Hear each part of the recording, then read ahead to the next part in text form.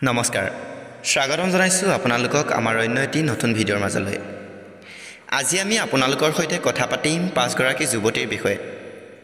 এই পাঁচগৰাকী যুৱতী যিমানেই ধুনীয়া নহওক কিয় এওঁলোকক বিয়া কৰোৱাটো একেবাৰে অনুচিত আশা কৰোঁ ভিডিঅ'টো চাই আপোনালোকে ভাল পাব আৰু যদি চাই ভাল লাগে তেন্তে লাইক এটা কৰি বন্ধুবৰ্গৰ লগত শ্বেয়াৰ কৰিব লগতে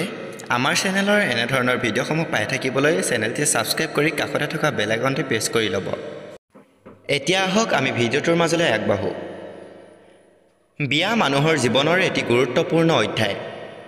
এই অধ্যায়ত এক নতুন জীৱন সন্নিবিষ্ট থাকে বহু দায়িত্ব দুগৰাকী মানুহ সুখে দুখে সংসাৰ কৰাৰ থাকে অংগীকাৰ এই বিবাহৰ পিছত দুটি অজান মনৰ মিলন ঘটে সেয়ে এই বিয়াৰ বাবে বহুতৰে ভয় আৰু চিন্তাও থাকে যে তেওঁৰ ভৱিষ্যতৰ জীৱনসংগী কেনে হ'ব কেনেকৈ পছন্দ কৰিব ইত্যাদি তেনেহলে আহক আমি কথা পাতো কেনে ধৰণৰ ছোৱালীক বিয়া পতাটো উচিত নহয় এক নম্বৰতে হৈছে মিছা কথা কোৱা ছোৱালী কিছুমান ছোৱালী আছে যি সদায় মিছা কথা কয় হয়তো আপোনাৰ লগত এনেকুৱা এজনী ছোৱালীৰ লগত পৰিচয় বা চিনাকি আছে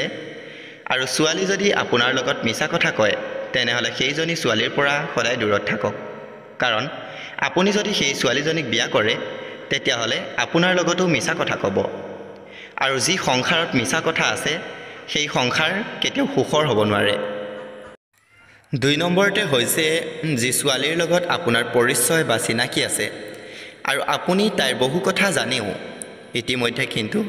যদিহে সেই ছোৱালীজনীয়ে আপোনাক তাইৰ কিছু কথা গোপনে ৰাখিছে বা মিছা কথা কৈছে তেনেহলে সেই ছোৱালীজনী আপোনাৰ প্ৰিয়জন হ'লেও ত্যাগ কৰা উচিত কিয়নো সম্পৰ্কত স্বচ্ছতাৰ প্ৰয়োজন আৰু মিছা কথাই যিকোনো সম্পৰ্কত বিষৰ দৰে কাম কৰে তিনি নম্বৰতে আপুনি কাৰোবাক বিয়া কৰাৰ আগতে ছোৱালীৰ পৰিয়ালৰ কথা জানি লোৱা দৰকাৰী কাৰণ যিকোনো মানুহে সংস্কাৰ আৰু শিক্ষা প্ৰথমতে পৰিয়ালৰ পৰাই গ্ৰহণ কৰে সেয়েহে ছোৱালীজনী আপোনাৰ প্ৰিয়জন হ'লেও তেওঁৰ পৰিয়ালৰ কথা বিয়াৰ আগতে জানি নোলোৱাকৈ আগবাঢ়ি যোৱা ভুল হ'ব চাৰি নম্বৰতে হৈছে যিবোৰ ছোৱালীয়ে অকণমান কথাতেই সংৰাগ কৰে